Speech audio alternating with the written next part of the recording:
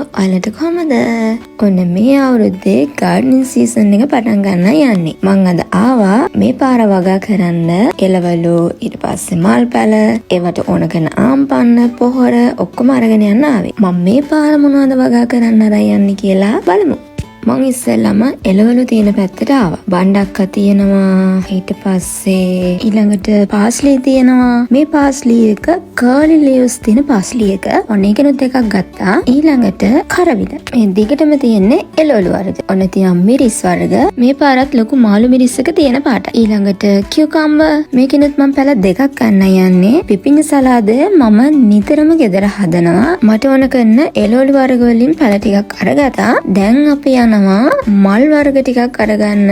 මොනවද බලමු තියෙන මල් වර්ග. රෝස වර්ග තියෙනවා. මේ හරිය තියෙන්නේ කොමගේ රෝස. මේ පාර මට තියෙන්නේ අලුත් ගෙදර අලුත් මිදුලා. ඉතින් එළවලු වගා කරනවට අමතරව මට ඕනේ මගේ බෑක්යාඩ් එක මල් වවලා ඒව ගෙනුත් ලස්සන කරගන්න. මේ තියෙන කාපාට රෝස් වගේ මල් පැලේ හැම අවුරුද්දකම ගන්න හිතලත් මම ගන්නෙ නෑ. මොකද මේක ගොඩක් ලොකු පඳුරක්. ලොකුවට වැවෙනවා. ඉතින් මේක පෝච්චි එක හිටවන එක අපරාධය සහ ටිකක් අමාරුයි. ආයෙම අපි රීලොකේට් වෙන්නේ නැති නිසා බිම හිටවන්න පුළුවන් ඉඳලා මේ පාර ගත්තා. ඊළඟට මම යනවා ලැවෙන්ඩර් පැලයක් ගන්න. මේ තියෙන්නේ ලැවෙන්ඩර්. මේ තියෙන්නේ මොස් එකක්. එතකොට මේක ජපනිස් ගාඩන් වල ගොඩක් දකින්න හම්බෙනවා. ඊට පස්සේ මේක බොන්සායිත් එක්ක එක ලස්සන කරන්න පාදමට යොදා ගන්නවා. ඒ වගේම මගේ වීඩියෝ අතර ගොඩක් පහලින් ඇති වීඩියෝ එකක් කොකඩාමා බෝල් කියලා මොස් බෝල් එකක් හදන හැටි.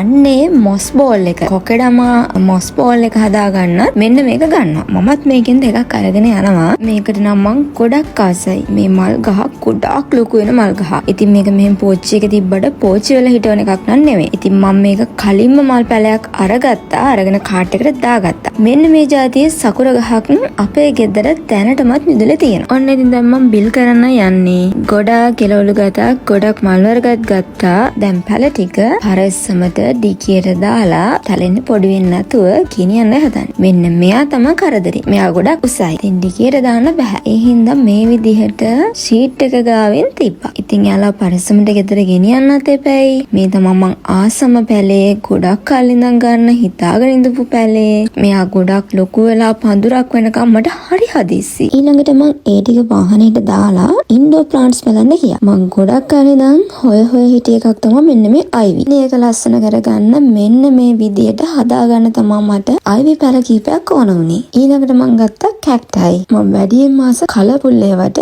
ඉතින් මේ පාර මට කලර්ෆුල් ඒවා හම්බුණා. මං ඒකෙනුත් එකක් ගත්තා. මේ තියෙන්නේ ස්පැනිෂ් මොස්. මේක හැංගින් ප්ලාන්ට් එකක්.